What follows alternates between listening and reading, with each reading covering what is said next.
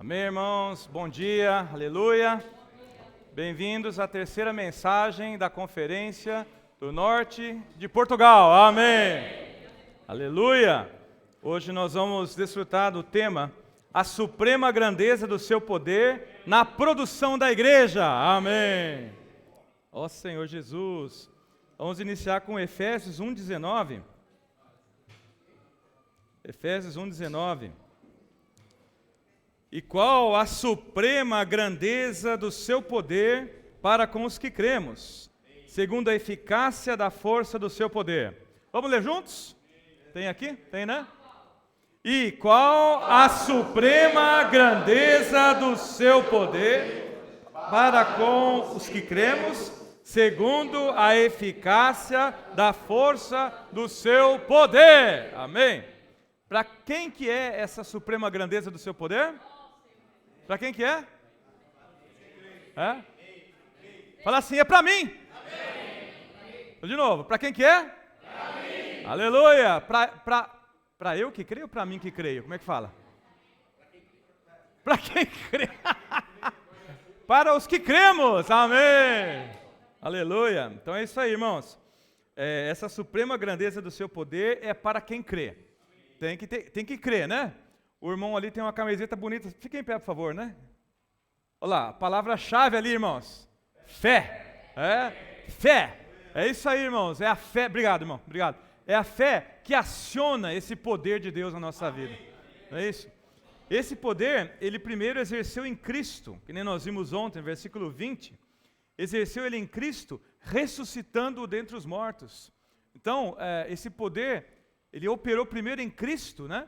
Ele foi ressuscitado dos mortos, não ficou na morte e foi elevado, né, até a direita de Deus, assentado nos lugares celestiais, acima de todo principado, versículo 21, e potestade e poder e domínio, e de todo nome que se possa referir, não só no presente século, mas também no vindouro, e pôs todas as coisas debaixo dos pés.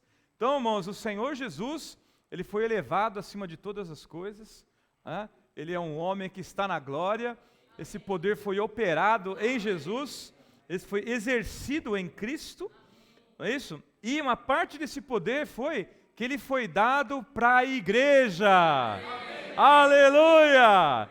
Ele foi dado para nós, irmãos. Oh, Cristo é nosso! Amém! Ele foi dado para nós para ser o cabeça sobre todas as coisas. Não é? Ele foi dado para a igreja e hoje ele está começando a encabeçar a igreja, para, através da igreja, encabeçar todo esse universo. Aleluia! Isso aí é maravilhoso. A igreja, primeiramente, precisa ser submissa à vontade de Cristo.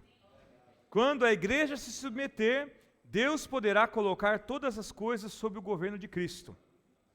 Existe um princípio na Bíblia que, primeiro, o Senhor começa a colocar sua casa em ordem. Não é?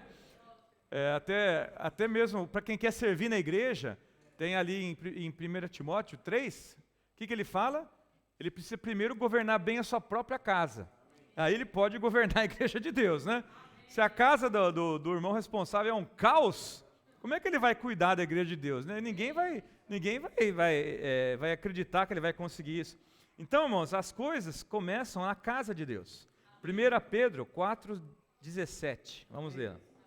1 Pedro 4:17. Aleluia. Porque a ocasião, 1 Pedro 4:17. Porque a ocasião de começar o juízo pela casa de Deus é chegada. Ora, se primeiro vem por nós, qual será o fim daqueles que não obedecem ao Evangelho? Então, o Senhor começa primeiro julgando a sua casa, encabeçando a sua casa, colocando a sua casa debaixo do seu encabeçamento, fazendo tudo convergir para Ele. Quando Ele conseguir isso, aí Ele vai obter esse grupo de vencedores, que dentro da igreja vai ter esse grupo de vencedores, são aqueles que estão especialmente encabeçados em Cristo. E nós sabemos, se você juntar isso com Apocalipse, você vai ver que esse grupo de vencedores, eles vão ser arrebatados até o trono de Deus, e quando esses vencedores forem arrebatados, não vai mais se achar lugar para Satanás, ele vai perder a base do seu poder, ele vai ser lançado por terra, e aí ele vai começar a grande perseguição, que vai ser a grande tribulação, porque ele sabe que pouco tempo lhe resta. Aí vai deflagrar os eventos, né? Ele vai juntar as nações contra Israel, vai fazer guerra contra Israel, vai dominar Israel por um certo tempo.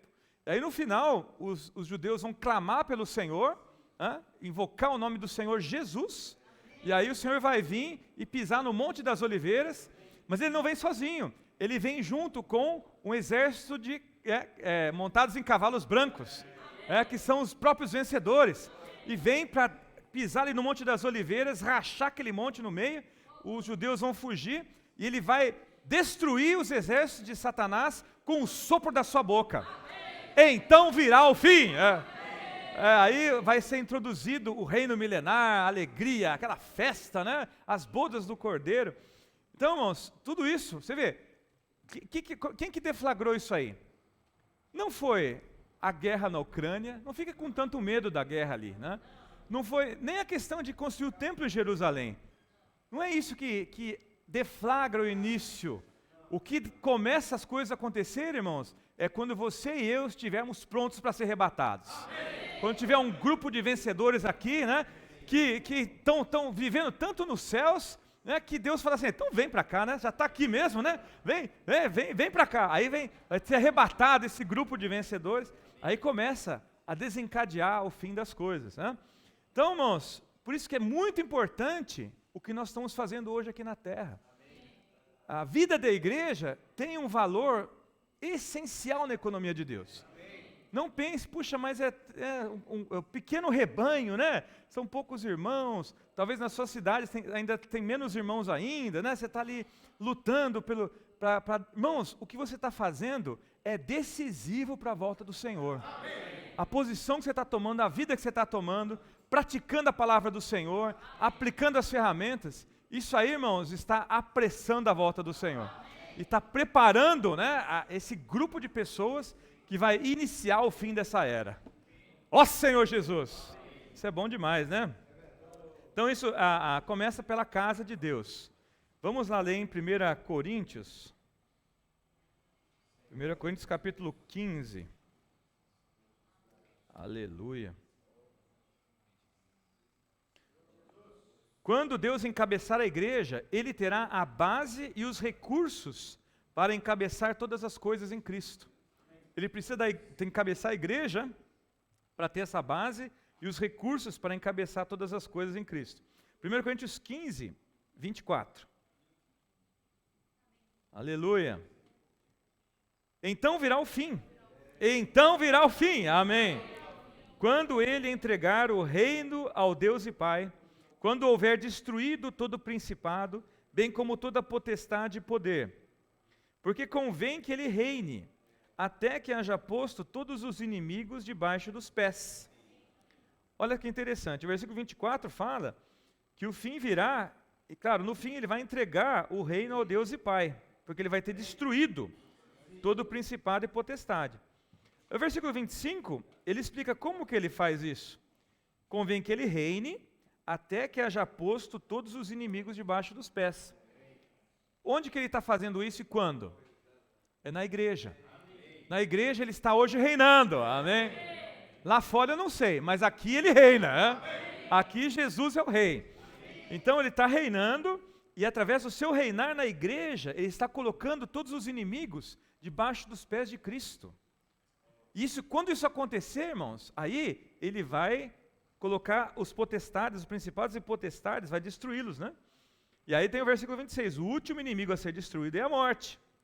Ó Senhor Jesus. Aí 28, quando porém todas as coisas lhe estiverem sujeitas, então o próprio Filho também se sujeitará àquele que a todas as coisas lhe sujeitou, para que Deus seja tudo em todos. Amém?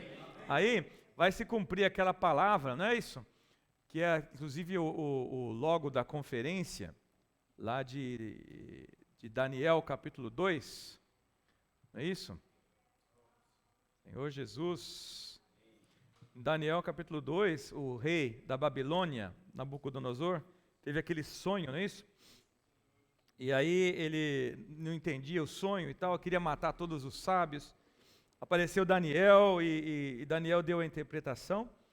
Olha lá. Vamos ver o versículo, Daniel 2, 34 e 35. Daniel 2, 34 e 35. Quando estavas olhando, uma pedra foi cortada, sem auxílio de mãos, feriu a estátua nos pés de ferro e de barro, e os esmiuçou. A estátua, vocês lembram, tinha a cabeça de ouro, o ombro de prata, o ventre de bronze, as pernas de ferro e os pés de ferro e barro. E essa estátua simboliza o governo humano nessa terra. Porque quando Satanás se rebelou contra Deus, Satanás, ele era o arcanjo Lúcifer, né? Lúcifer, ele era quem governava essa terra em nome de Deus. Então ele tinha o governo dessa terra. Só que um dia ele se rebelou contra Deus. Em Ezequiel 28 fala isso muito claro, a rebelião de Satanás. E ele rebelou. Vamos lá ver, vai. Senhor Jesus. Depois a gente volta para Daniel. Deixa o seu dedinho, Daniel, que nós vamos voltar, tá? Em Ezequiel 28, ele fala desse arcanjo, que era o sinete da perfeição. É isso? Ezequiel 28, a partir do versículo 13. Vamos dizer o 15, né? Para simplificar um pouco. Perfeito eras nos teus caminhos, desde o dia em que foste criado, até que se achou iniquidade em ti. Ele era tão perfeito, esse arcanjo, fala aqui que ele era o sinete da perfeição, numa outra tradução, né? Se você quer saber o que é perfeição, você tinha que olhar para Lúcifer. Até que se achou iniquidade em ti. Ou seja, um dia esse Lúcifer, ele se rebelou contra a autoridade de Deus. Se achou iniquidade nele. Aí o versículo 16 explica como que foi. Na multiplicação do teu comércio, se encheu o teu interior de violência e pecaste. O comércio, né? A gente lê isso aqui e não entende, fala, mas como é que Lúcifer fazia comércio? Não tinha dinheiro na época, né? A gente sempre liga comércio com dinheiro, né? Ele está ali, como é que ele fez comércio? Mas o irmão explicou muito bem, irmão Pedro, ele falou o seguinte, esse comércio é uma troca, né? Todo comércio é baseado em troca. É que nosso comércio hoje em dia está monetarizado. Então todas as trocas são por meio de dinheiro. Você vende alguma coisa, você ganha dinheiro. Aí você compra alguma coisa, você paga em dinheiro, né?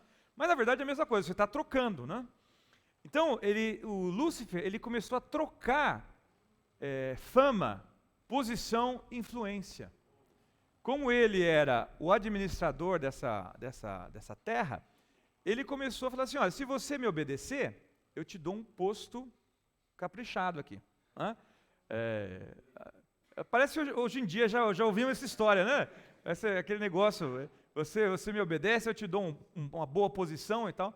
Então ele começou a fazer, entre ali os anjos e entre aqueles seres que viviam, começou a ter uma hierarquia baseada na obediência que eles tinham para com Lúcifer. O quanto que eles seguiam a Lúcifer, então eles ganharam essa posição. E ele fez essa coisa tão assim, bem feitinho, esse comércio, esses relacionamentos, essas trocas, que 1/3 de todos os anjos caíram na conversa dele. 1/3, né?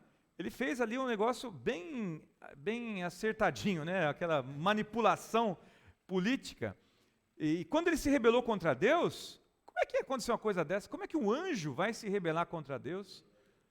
Mas ele tinha subornado todos aqueles anjos com poder, com posição, com influência, que 1/3 deles o seguiram e foram contra Deus, contra o Altíssimo.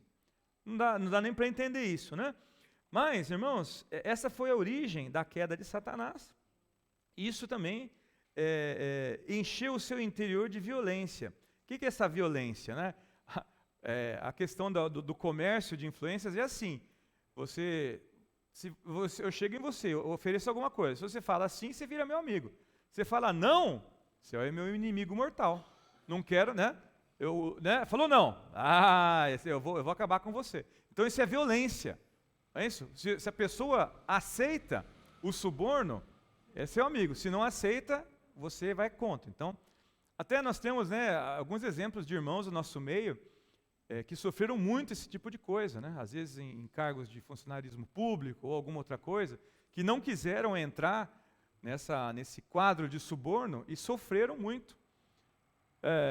Irmãos, mas não vale a pena você entrar nessa história, porque você vende, literalmente você vende a sua alma para o diabo, né? Isso foi o que aconteceu com 1/3 dos anjos.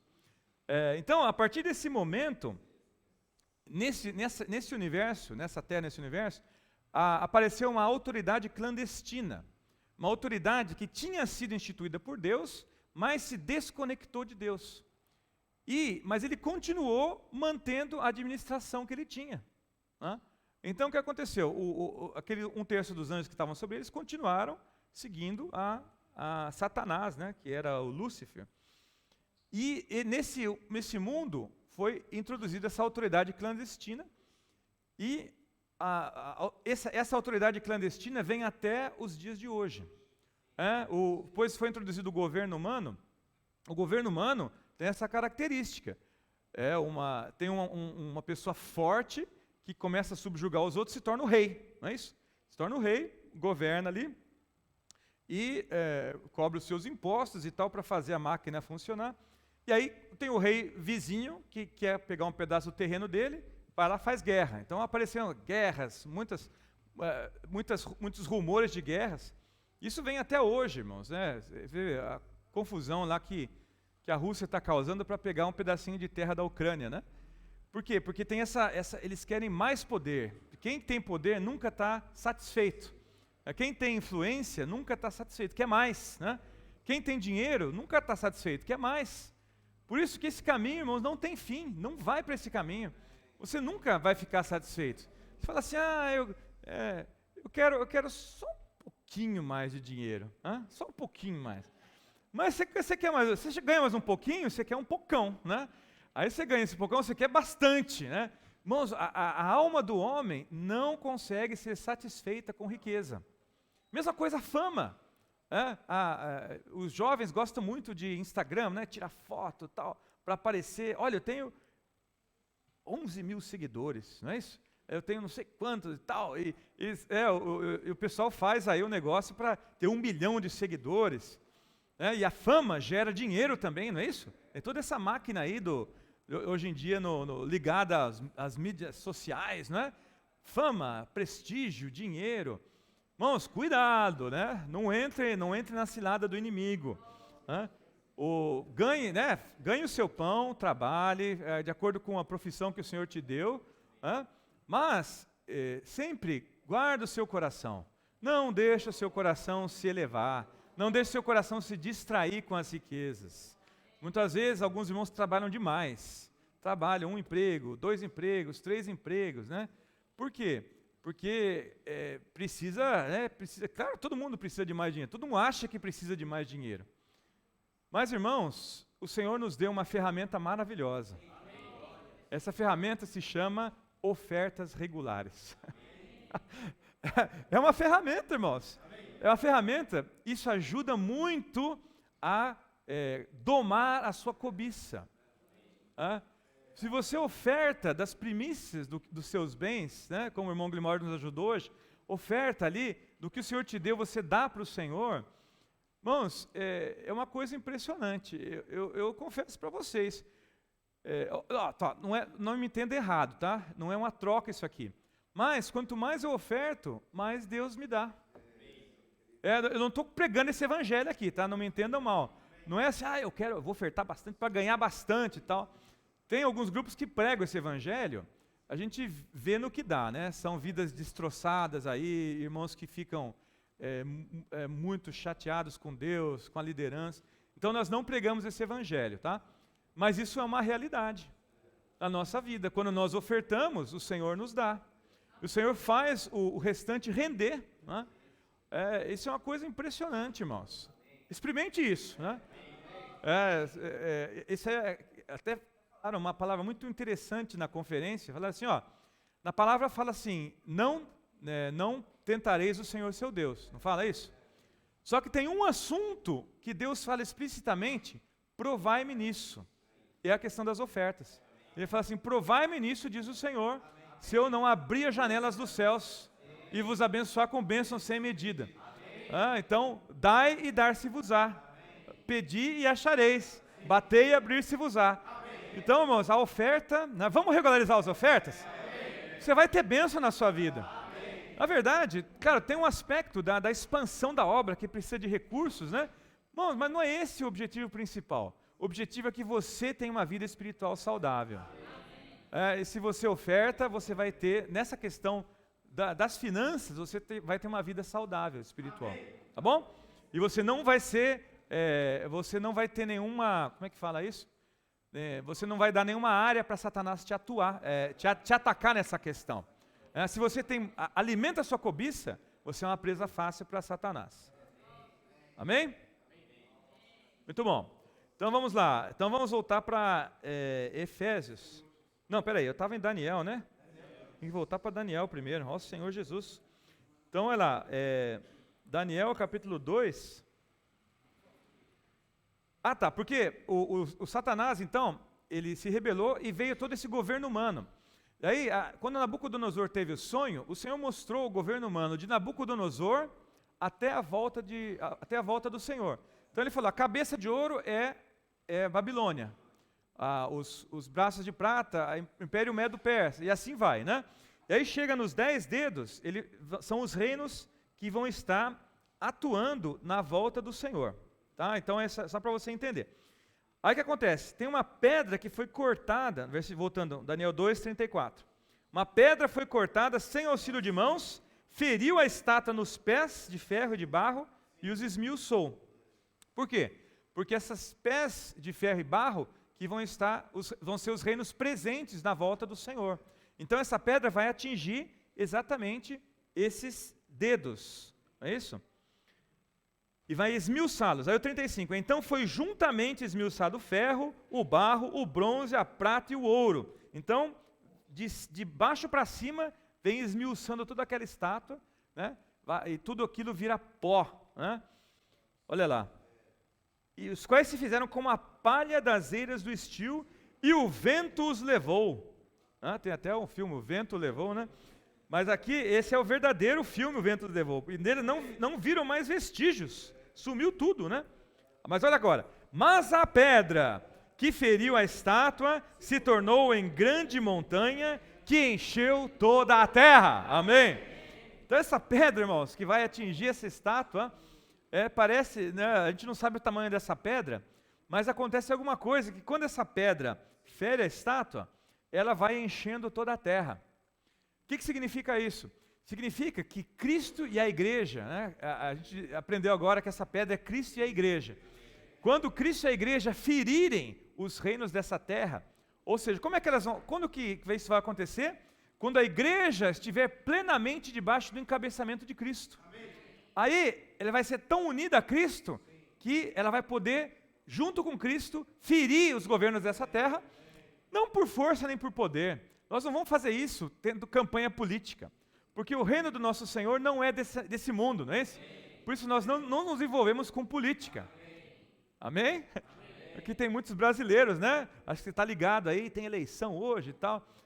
Você pode ter a tua preferência política, mas não vamos fazer campanha na igreja, irmãos. Que não é a nossa missão, né? A nossa missão é a edificação do corpo de Cristo. Amém? Então é isso aí. E agora distrair todo mundo, né? Mas vamos voltar agora, Senhor Jesus. Então essa pedra, irmãos, vai ferir os pés dessa estátua, vai esmiuçar tudo vai virar pó, vai sumir, não vai sobrar vestígio.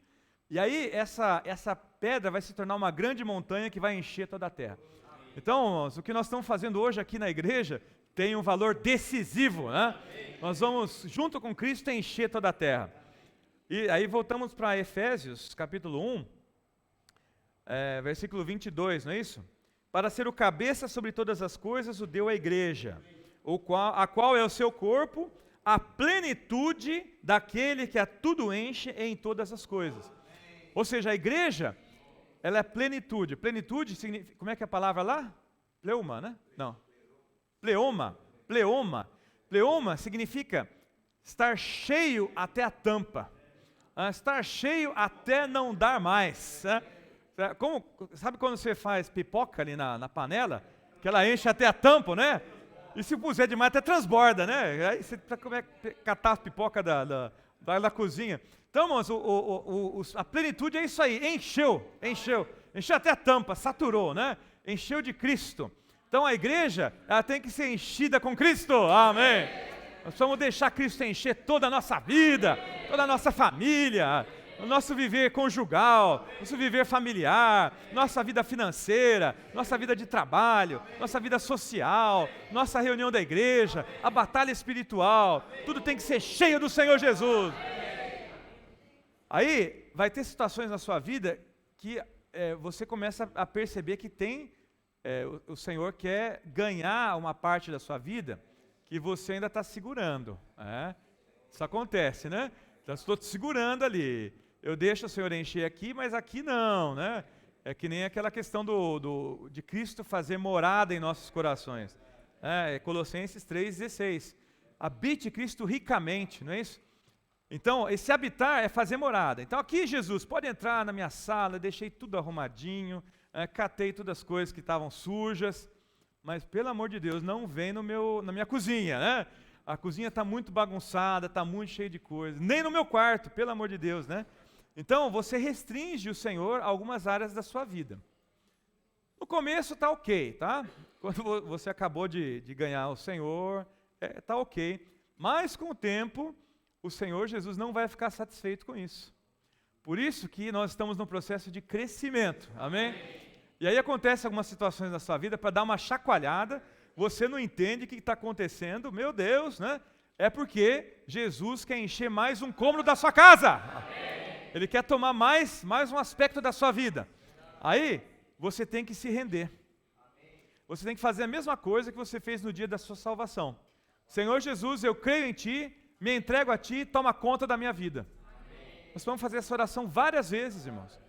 E às vezes, uma situação específica é muito importante.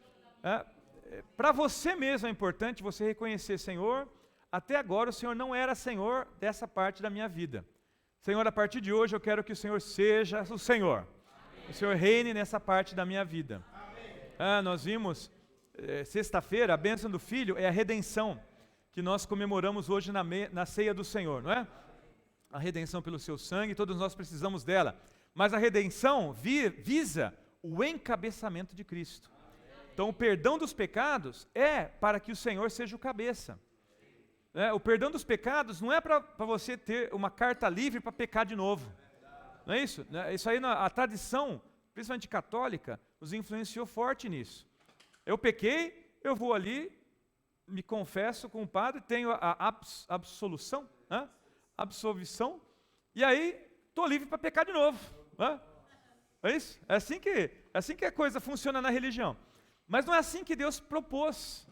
O seu plano que Ele propôs em Cristo é o seguinte: você peca, você vai até o Senhor, você confessa os seus pecados, se precisar, confessa também para o irmão, a irmã confessa para uma irmã, para ser ajudada, né? O irmão mais experiente, a irmã mais experiente. Às vezes nós precisamos disso. Isso eu vou falar para vocês, isso é uma coisa boa da Igreja Católica que eles fizeram. Essa questão de ter alguém para você confessar. Porque às vezes você não consegue se libertar sozinho. Então procura uma pessoa mais experiente. Procura um irmão da igreja mais experiente para você se ajudar a se libertar. Às vezes é tão difícil, você procura um irmão, procura uma irmã, aí você recebe uma ajuda e você é libertado tão fácil. Nas conferências de jovens, né, a gente praticou isso muito no passado, a gente continua praticando, fazer aquele momento de oração, que todos os jovens têm a oportunidade de orar com um cooperador, com uma esposa de um cooperador. Irmãos, isso é muito bom. Então, para nós sermos libertados. Mas aí assim, não é para você ser absolvido para poder voltar a pecar. Não é essa a ideia. É para você ser perdoado e ser encabeçado em Cristo. Para pelo menos aquela parte da sua vida, você está debaixo do encabeçamento de Cristo e, se possível, não pecar mais. Se pecar, você pode, de novo, confessar, voltar ao Senhor. Mas o objetivo do Senhor é te libertar do pecado, né? para você ser útil na edificação. Ó Senhor Jesus. E esse poder que foi exercido em Cristo, né, nós vimos ontem aquele motor, né? Tem aquela figura, Vitor, para nós. Vamos ver aqui.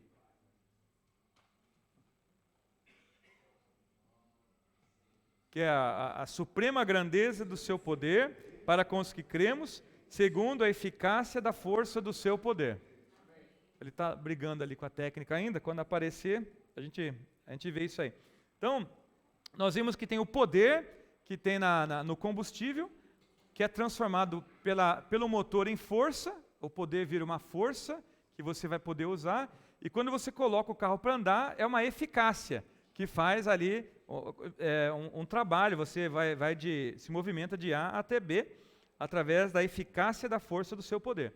Então as coisas na vida da igreja, irmãos, são assim, todo o poder vem do nosso Deus, amém? Amém. Tudo provém de Deus. Amém. Só que existe uma máquina, um motor chamado vida da igreja, que transforma esse poder em força. Amém. Se você não tem a vida da igreja, você fica meio perdido. O que eu vou fazer com o poder de Deus? Eu vou botar fogo aqui botar fogo na gasolina, ver o que acontece? Você pode fazer isso, mas você não vai ter um poder controlado, né? Na vida da igreja, com todas as ferramentas, esse poder se torna em força, e aí, não só para nós termos um motor que faz barulho, não é isso? Não é isso o objetivo da vida da igreja, eu vou fazer bastante barulho, né? Aí só dá problema com os vizinhos, né, Josman? Então, mas aí, o motor, a função do motor tem que ter uma eficácia, tem que fazer as coisas acontecer. Então, o objetivo da vida da igreja é que nós possamos praticar a palavra do Senhor. Não é? Por isso nós cantamos, vamos sair às ruas, né? Vamos sair às ruas. Aí tem aí, maravilha. Vamos sair às ruas, é a eficácia da força do seu poder. Aí, mais uma coisa interessante aqui no motor, né? Chama o motor de 4 tempos. Vamos ver se você vai conseguir me seguir. Primeira coisa, quando o pistão desce a primeira vez, ele aspira o ar. Ou se ele tem um turbo, o ar é turbinado para dentro do cilindro, tá bom? Então aspira o ar. Aí, depois o cilindro sobe de novo, ele comprime o ar, é aquela pressão, né? Que a gente precisa, indo nas ruas tem aquela pressãozinha, né? Tem as situações no dia a dia que tem uma pressão aí. Aí, no meio da pressão tem a injeção do combustível, ele não mostrou aqui, né?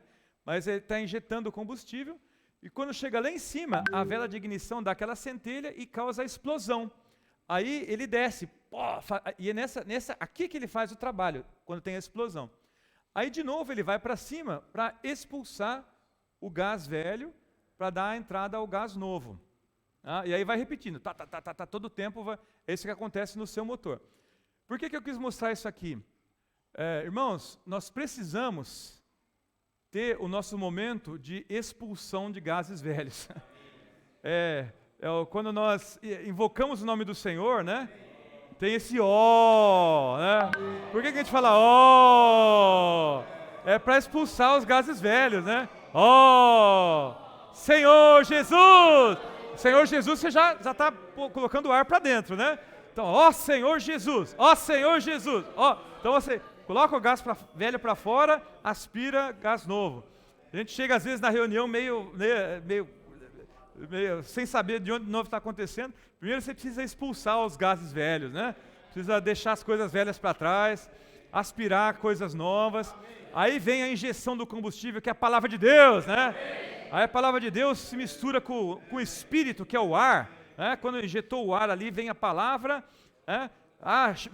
Aí vem a fé, que causa aquela explosão, né? Oh, aleluia! Aí a coisa funciona, né? Então, esse é o ciclo da vida, é o ciclo para gerar força na vida da igreja. Precisa sempre disso aí, irmãos. Então, nós vamos ver alguns versículos também que falam que nós vamos nos despir das coisas terrenas. Amém. Nós vamos deixar as coisas dessa vida. Sem você jogar fora as coisas velhas, não tem lugar para as coisas de Deus.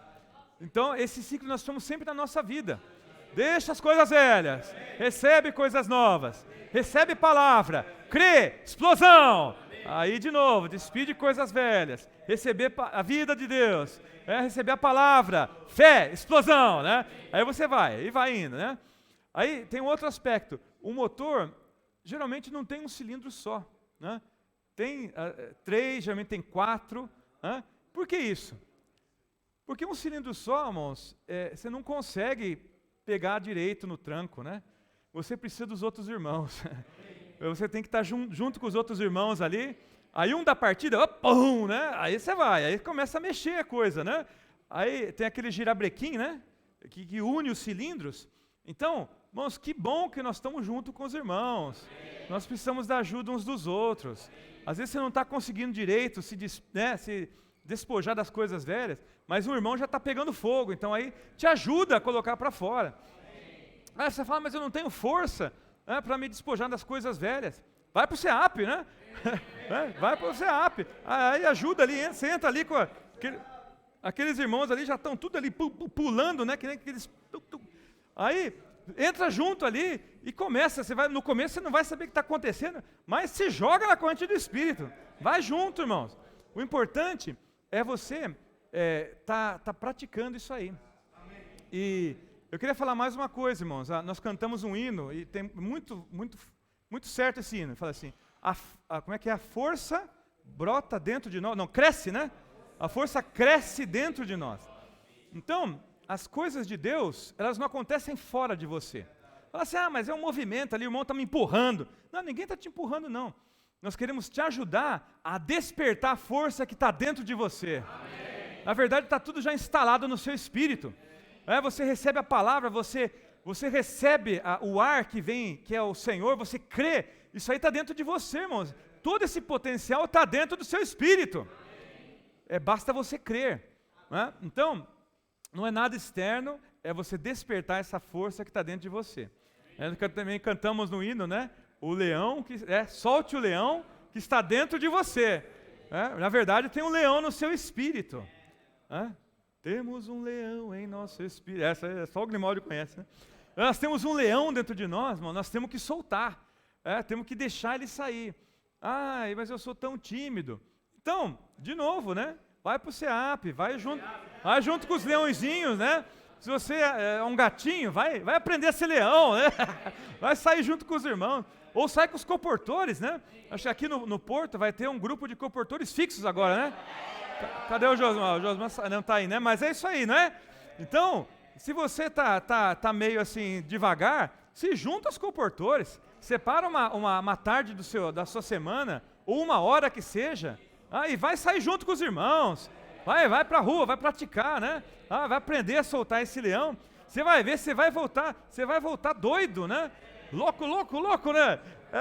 Por quê? Porque esse motor vai começar a funcionar dentro de você. Eu repito, irmãos, é dentro de você. Não é uma coisa externa que estão te impondo, mas os irmãos vão te ajudar a despertar o que está dentro de você, que é a fé. A fé que faz as coisas de Deus funcionarem, a fé que te deixa louco. Por quê? Porque quando você começa a tocar nas coisas sobrenaturais, isso que acontece com você quando você toca nessas coisas de Deus, né? E voltando para Efésios 1:23, a igreja é plenitude daquele que a tudo enche em todas as coisas. Então, irmãos, o nosso Senhor, Ele quer encher todas as coisas. O gás, né? Quando um gás é solto num ambiente, até aula de física agora, tá? Quando você coloca um gás no ambiente, a tendência do gás é encher todo o volume. Sabia disso? Por isso que quando você solta um gás, ele vai para todo lugar. Assim, irmãos, é o Espírito. Ele quer encher toda a terra. Ele quer encher toda a sua vida. A questão é se você encurrala ele só num volumezinho, ou se você abre todo o seu ser para Ele. Vamos nos abrir ao Senhor? Vamos deixar o Senhor encher toda a nossa vida.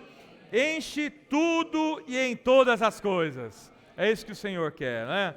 Ó Senhor Jesus. Ó Senhor Jesus. E a igreja é o corpo de Cristo. Puxa, isso aqui também é bom demais.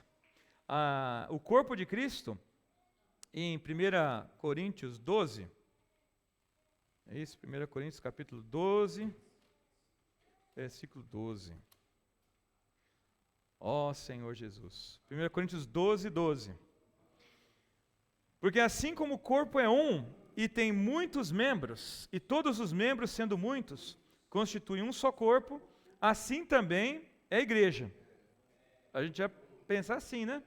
Só que a palavra fala assim também com respeito a Cristo. Ou tem uma versão que fala assim também é o Cristo. Ué, mas eu não entendi isso aqui. Eu tinha entendido assim, que a igreja é o corpo de Cristo.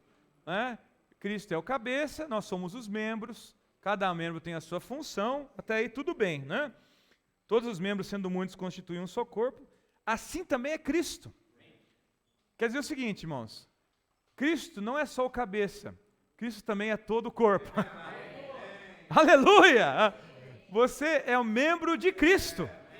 Senão ficava aí numa coisa separada. Eu sou membro da igreja, Cristo é o cabeça. Eu faço o que eu quero aqui, né? O membro do corpo aqui fazendo o que quer, né? Aqui eu estou falando, ó, não é assim, irmãos. O membro, ele tem que fazer o que o cabeça faz. Porque o cabeça é o corpo. Eu estou falando para vocês aqui, eu não sou só isso aqui, eu sou todo o corpo, né? Então Cristo também é todo o corpo. Cristo é a igreja. Aleluia! E o versículo 13, pois em um Espírito, todos nós fomos batizados em um corpo, quer judeus, quer gregos, quer escravos, quer livres, e a todos nós foi dado beber de um só Espírito. Então, no nosso batismo, nós somos colocados no corpo de Cristo. Não importa que nacionalidade que você é, cor de pele, a tua questão social, nós vamos ver isso aqui mais para frente, você faz parte do corpo de Cristo. E você está bebendo do Espírito. Né? Nós estamos aqui dentro desse corpo, sendo enchidos com a plenitude de Deus. Oh, como é bom estar no corpo de Cristo, né? Versículo 27. Ora, vós sois corpo de Cristo, individualmente membros desse corpo. Então, o corpo, a igreja como corpo de Cristo, é o próprio Cristo, e Ele quer encher todo esse corpo. Amém? Senhor Jesus, vamos lá agora para Colossenses. Colossenses capítulo 3, aleluia,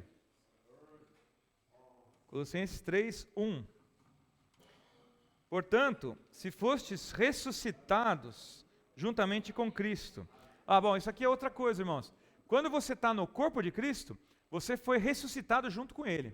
Se der tempo nós vamos chegar lá, né? Não sei como é que vai ser o Senhor Jesus, mas tá, então vamos voltar para Efésios, porque essa força que operou em Cristo é a mesma que opera em nós. E esse versículo de Efésios 1,19 é a base para você entender o capítulo 2 de Efésios.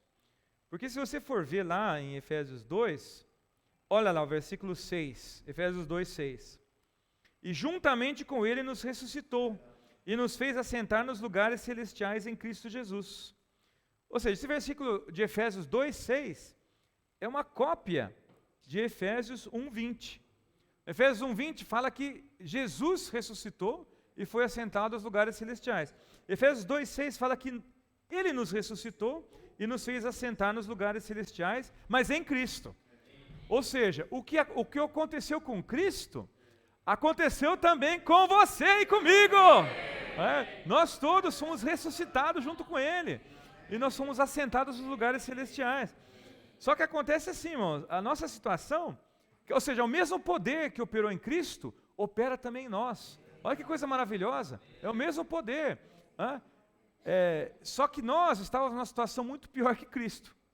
Quem concorda com isso? Verdade, né? O Cristo era um homem perfeito, ele não tinha pecado, não é isso? Mas o poder operou nele. E nós estávamos mortos nos nossos delitos e pecados, como fala em Efésios 2:1. Estávamos mortos nos nossos delitos e pecados. Então, o problema do pecado é não só uma transgressão, é uma coisa feia que você fez, né? Vamos colocar assim. Mas o problema é que o pecado te mata. Te mata para as coisas de Deus. Você pode ainda ficar muito ativo aí no mundo, né? Que nem o garçom Abreu falou para nós ontem, né?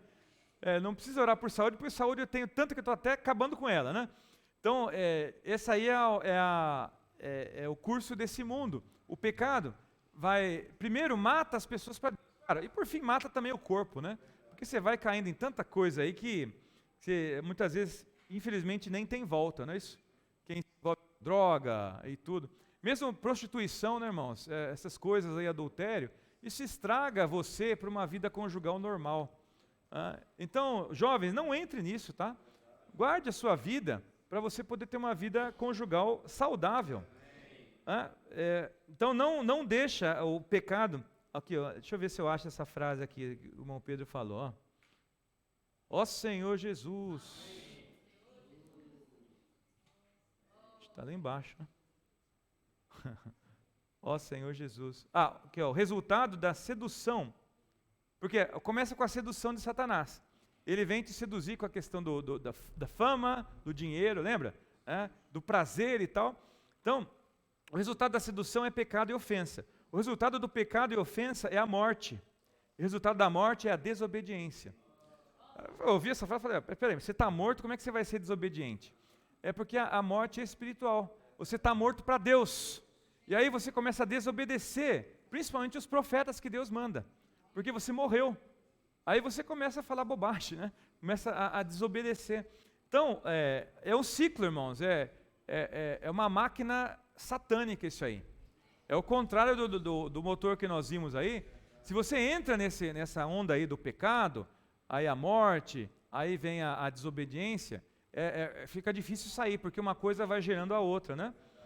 Senhor Jesus, por isso que ele fala aqui em Efésios 2:2, nos quais andastes outrora, segundo o curso desse mundo, segundo o príncipe da potestade do ar, o espírito que agora atua nos filhos da desobediência, entre os quais também todos nós andamos outrora, segundo as inclinações da nossa carne, fazendo a vontade da carne e dos pensamentos. E éramos por natureza filhos da ira, como também os demais. Então tá aí, né? O pessoal tá nesse ciclo aí, que não consegue mais sair. Mas é o versículo 4. Mas Deus, amém, sendo rico em misericórdia, por causa do grande amor com que nos amou. A misericórdia, irmãos, ela é um recurso que o amor de Deus tem, para alcançar pessoas em situação lastimável. Na verdade, o homem caiu tanto, vamos dizer assim, né? Aqui é o lugar para colocar água nesse copo. Só que o copo caiu no chão. Então a primeira coisa que você tem que fazer é pegar o copo do chão e colocar na mesa. A misericórdia pega o copo do chão e coloca na mesa. Tá vendo? Então a misericórdia é um recurso que o amor tem para alcançar o homem que caiu numa situação lastimável. E Deus, Ele é rico em misericórdia. Puxa, como o nosso Deus é cheio de misericórdia, daquele splanknon, né? Aquele amor que Ele tem, cheio de misericórdia. Também pelas pessoas, não é isso, irmãos? Quando a gente ora pelas pessoas na rua, às vezes você pergunta para a pessoa, posso orar por você? A pessoa fala sim, pelo quê? A pessoa começa a chorar, né? A pessoa está numa situação ali lamentável, uma pressão, numa coisa ali. Irmãos, aí isso gera em nós misericórdia. E através de uma pequena oração, você consegue resgatar essa pessoa e colocar ela numa posição para receber a graça. Olha que coisa maravilhosa, irmãos. E aí você oferece o livro para a pessoa, né? Os irmãos até falam, tem livro que é comportor, porque você põe na mão da pessoa, a pessoa já quer na hora, né? Não precisa nem falar nada. Então, aí o que acontece? Isso é para a pessoa receber graça. Porque a oração, ela prepara o ambiente, certo? Prepara o terreno. Só que aí tem que ser semeada a palavra. Então você tem que oferecer o livro também, para que a pessoa receba aquilo ali e possa receber a graça, né? Amém. Versículo 5, estando nós mortos em nossos delitos, nos deu vida juntamente com Cristo, pela graça sois salvos. Aleluia.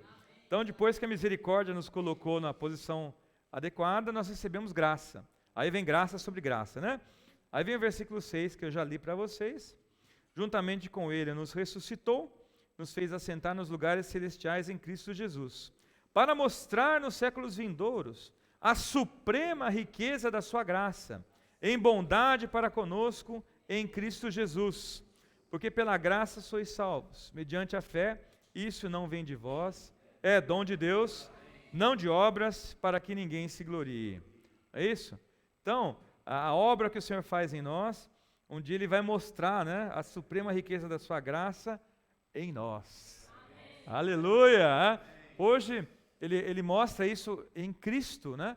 Quando nós estamos na mesa do Senhor, nós nos lembramos o sacrifício, por um lado, o sacrifício que o Senhor Jesus fez, por outro lado, nós nos lembramos o poder que foi exercido em Cristo, não é isso?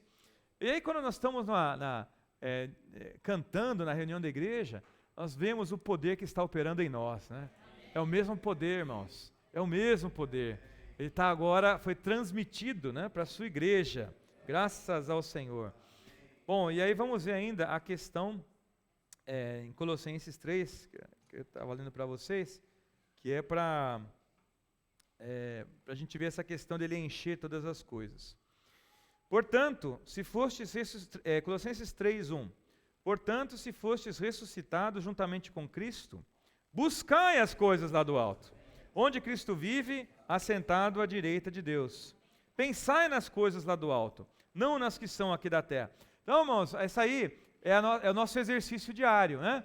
Nós vamos pensar nas coisas do alto, buscar as coisas do alto, ser enchido com as coisas do alto.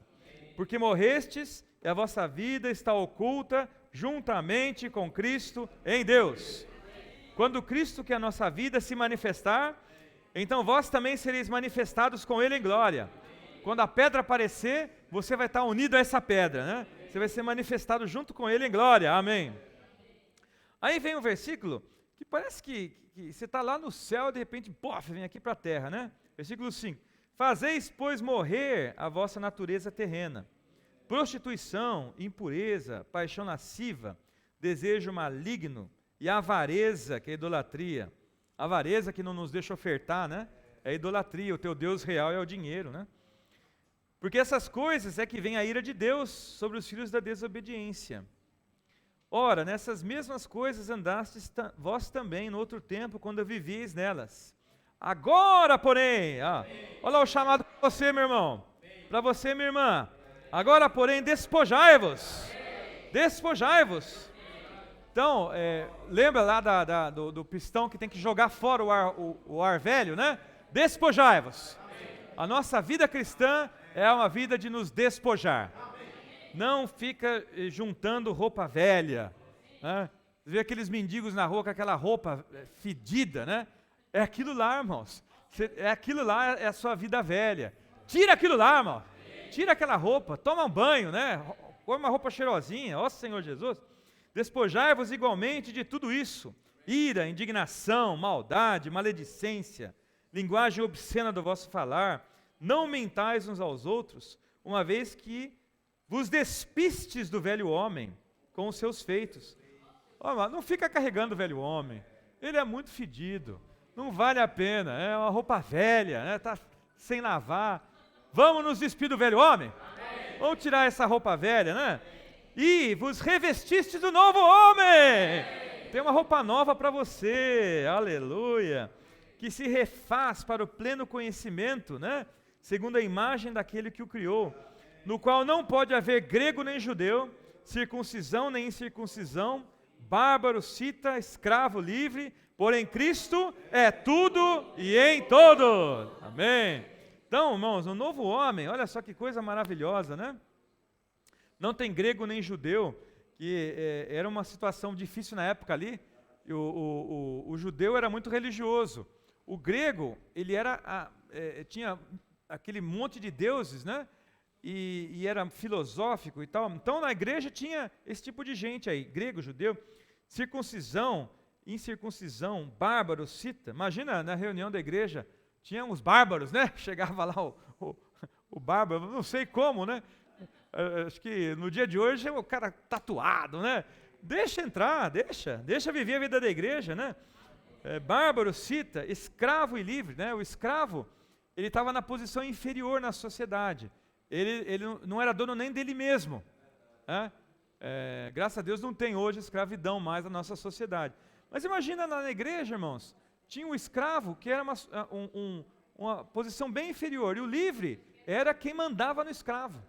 Imagina na vida da igreja, está ali, está você e o seu escravo, né? Junto ali, vivendo a vida da igreja. Olha que coisa maravilhosa. Então, na verdade, na igreja, não tem distinção social. Se você é pobre ou é rico, não importa. O importante é você deixar Cristo ser tudo em você. Se você é pobre, mas não deixa Cristo ser tudo em você, também não adianta. Você tem que deixar Cristo te encher. Tive uma experiência interessante lá, o Christian, né, nosso irmão alemão, foi pregar o evangelho para um mendigo. Porque ele pensou assim, não, um mendigo, ele não tem nada na vida, ele não tem, né, perdeu tudo, ele vai querer ouvir o evangelho. Aí ele percebeu que o mendigo estava cheio dele mesmo. Começou a conversar, o mendigo falou, não, eu não sou pecador, não sei o que. O mendigo estava cheio, irmãos. Então, nós precisamos nos despir, nos despojar do que nós somos, para receber Cristo, não é? Precisamos criar precisamos deixar ter lugar para Cristo. Cristo quer te encher, né? Mondong sempre falava isso. Como é que o Senhor vai te encher se você já está cheio? Então você precisa se esvaziar, precisa deixar de lado as suas coisas. Os irmãos falaram muito na conferência de trocar o chip, né? Jogar o chip fora, coloca o chip novo, né? Muda o seu jeito de pensar, muda o seu jeito de agir, não é isso? Então nós vamos sempre nos renovar, irmãos. Essa é uma oportunidade maravilhosa que nós estamos tendo na vida da igreja, de ser enchidos com Cristo. Porque senão começa a aflorar. Tem na vida da igreja tem o bárbaro, tem o cita, aparece o grego, o judeu. Aí começa a fazer partidos na igreja, de acordo com a nacionalidade ou posição social, isso e aquilo. Mas isso é feio demais. Isso aí gerou muita decadência na igreja nos últimos 20 séculos, não é isso? Vamos tirar tudo isso? Amém. Cristo é tudo em todos. Amém. Vamos nos encher de Cristo. Amém. O Senhor já nos deu o caminho, né? É receber o Espírito, receber a palavra, misturar com fé, dar aquela explosão e aí se despojar. Essas 4 coisas você tem que lembrar, tá bom? Você tem que receber o Espírito, receber a palavra, crer, e você tem que se despojar. Aí você vai ter uma vida cheia de alegria, né? Você vai cumprir o propósito de Deus. E aí vamos terminar com Efésios 2:10, que é o resultado disso aí, ó. Pois somos feitura dele. Esse feitura é o poema. Poema é uma obra-prima. Uma obra-prima, cara, em português essa palavra é um poema, né? Mas na verdade, em grego, o poema podia ser um poema, né? Como é que fala isso? Um jogralzinho? Não. Como é que fala isso? Quando você faz os versinhos, né? Pode ser um versinho, se fosse muito bom eles chamavam de poema, mas não todos eram chamados de poema. Mas às vezes existia um quadro bonito, que era um poema, ou uma estátua bonita, que era um poema, porque essa poema é uma obra-prima, é uma coisa assim muito, muito bonita. Até nós vimos, né, Salmo 19, os céus proclamam a glória de Deus, firmamento anuncia a obra das suas mãos. A gente gosta, essa criação que Deus fez é tão bela, não é isso? Mas irmãos, mais bela ainda é a nova criação. Amém. É o que Deus está fazendo hoje na igreja. Amém. Esse que é o seu poema. Ele está colocando pessoas tão diferentes juntas, para atuar juntas no mesmo corpo, né? Oh, que coisa maravilhosa. A gente estava tendo comunhão, nossas esposas, né? Elas são muito diferentes uma das outras. A gente estava comentando isso no café hoje. Mas o Senhor colocou elas para atuar juntas, para servir juntas. Isso aí é um poema, é obra-prima de Deus, colocar pessoas distintas para servir juntos, não é isso? Criados em Cristo Jesus. Esse criados, a palavra para criados em grego é tornar habitável. Olha só que coisa maravilhosa. Então essa obra-prima de Deus não é um quadro para ficar na parede, não é uma estátua para ser admirada, não é uma peça de decoração, mas é um lugar habitável. Amém. A igreja é para se tornar um lugar habitável, um lugar que seja povoado, né? Então, olha, irmão, nós temos muito trabalho pela frente, né? Graças a Deus. Os comportores estão saindo na rua aí. Ninguém segura mais eles, graças a Deus, né? Então eles vão sair e vão gerar contatos. Aí essas pessoas vão começar a chegar. Se você não arregaçar sua manga, exercitar o seu espírito, misturar com a fé, a palavra, você não vai conseguir cuidar dessas pessoas. Aí essas pessoas vão sair de novo e vão cair em algum grupo cristão aí, e eles não vão conseguir crescer em vida. Irmãos, por isso que nós precisamos agora tornar a vida da igreja um lugar habitável. Nós precisamos receber essas pessoas, cuidar bem delas, precisamos supri-las com vida.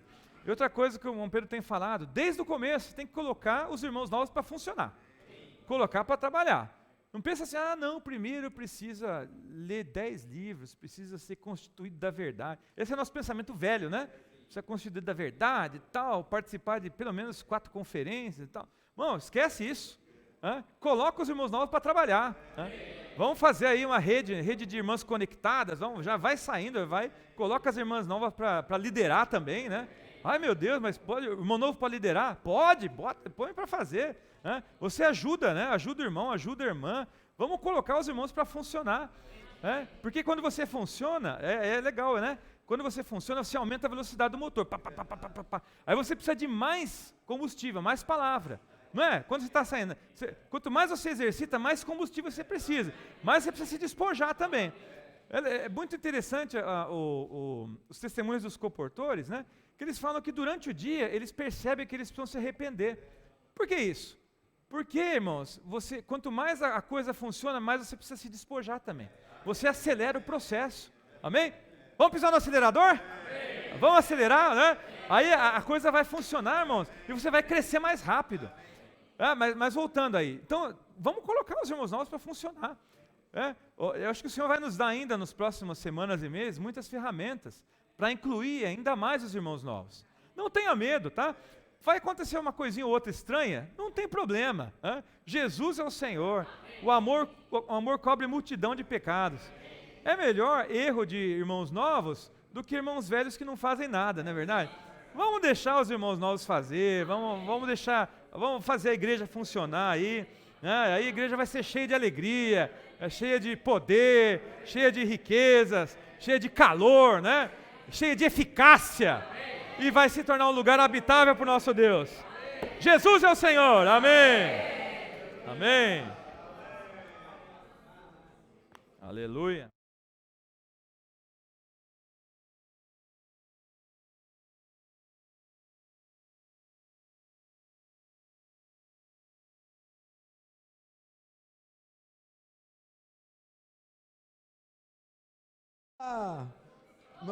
Não vou